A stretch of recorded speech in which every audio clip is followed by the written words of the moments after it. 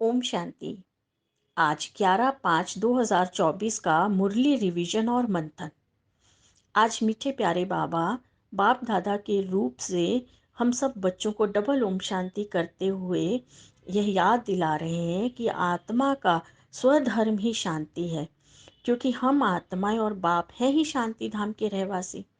बाबा आज बार बार पूरी मुरली में हम आत्माओं का इस तरफ अटेंशन खिंचवा रहे हैं कि कैसे आत्मा पुनर्जन्म लेते लेते अपवित्र बन गई, बार बार देह में आने से कैसे आत्मा स्वयं को भूल गई और देह अभिमानी बन गई। और अब स्वयं भगवान बाप अल्लाह हमें आत्म अभिमानी अर्थात सुलटा बनाने आए हैं, क्योंकि देह अभिमान में आना ही उल्टा बनना है कि आत्मा अपने स्वधर्म और अपने घर को भूलने से कैसे सचखंड से झूठ खंड में आ गई है। अब भगवान इस बात पर भी जोर दे रहे हैं कि ये पुरानी दुनिया बिल्कुल ही होपलेस और कब्रिस्तान बन गई है, तो इससे हमें बुद्धि का बेहद का वैराग्य धारण करना है। इसका कंट्रास्ट बाबा ने शरीर की बीमारी के साथ किया कि कैसे जब शरीर की बीमारी बिल्कुल ही होपलेस हो जाती और उसके बचने की कोई उम्मीद नहीं रहती, यह पुरानी दुनिया भी बिल्कुल ही उसी तरह से बिल्कुल ही होपलेस बन गई है और अब इसकी बचने की कोई उम्मीद नहीं है। तो बाबा इसीलिए हम बच्चों को कह रहे हैं कि जितना जितना आत्मा अपने आप को, अपने बाप को, अपने घर को याद करती रहती है अर्थात स्मृति स्वरूप रहती है, उतना उतना उसका बुद्धि से इस पुरानी दुनिया से बेहद का वैराग्य हो जाता है, क्योंकि अब इस पुरानी दुनिया में कुछ भी नहीं बचा। यह दुनिया है ही दुखधाम, देह अभिमान की दुनिया है ना, क्योंकि चारों ओर है ही देही अभिमान का राज्य। तो अब बच्चे को आत्म अभिमानी बनकर अपने सचखंड, अपने स्वर्ग में, अपने सतयुग में जाना है। और यह ऊंचे ते ऊंची नॉलेज स्वयं ज्ञान सागर बाप आकर ही हमें देते हैं। ज्ञान सागर बाप ने यह रुद्र ज्ञान यज्ञ रचा है, जिसमें यह पुरानी दुनिया स्वाहा होनी ही है। और बाबा यही कहते हैं कि भगवान आकर जब यह नॉलेज देते हैं तो उससे आत्मा जो सीढ़ी उतरती आई है, कैसे उसकी सद्गति होती है, अर्थात वह कैसे सीढ़ी चढ़ती है। सतयुग में आत्मा पूरी तरह से 16 कला संपूर्ण थी, इसीलिए वहाँ पर कोई भी मिनिस्टर आदि की ज़रूरत नहीं थी। पर सीढ़ी उतरते उतरते कैसे आत्मा 16 कला संपूर्ण से अब कलाहीन हो गई है। अब बाबा हमें यही बार बार अटेंशन खिंचवा रहे हैं कि बच्चे जितना जितना हम स्मृति स्वरूप रहेंगे, उतना उतना आत्मा में संस्कार भरेंगे, अपने ओरिजिनल संस्कार में आत्मा स्थित होगी,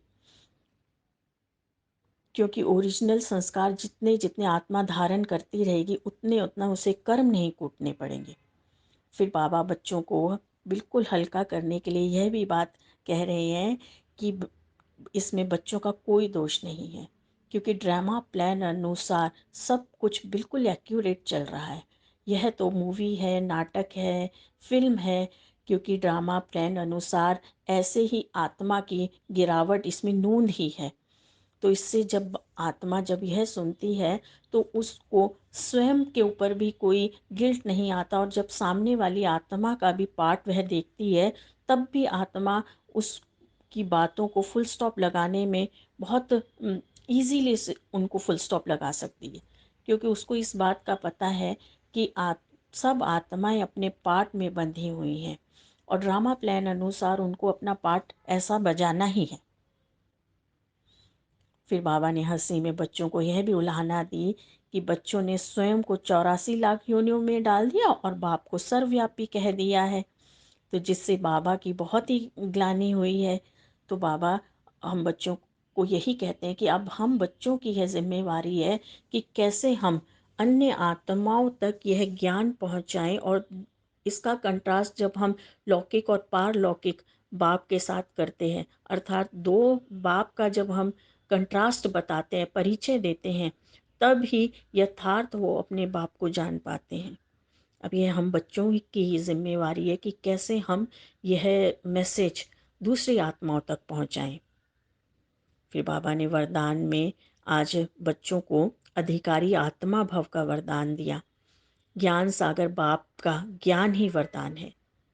आत्मा जब अधिकारी बन श्रीमद् प्लान अनुसार जब कर्म करती है तो वह सहज ही मेहनत से मुक्त हो जाती है, और मेहनत से मुक्त होना यही बाप का वरदान है।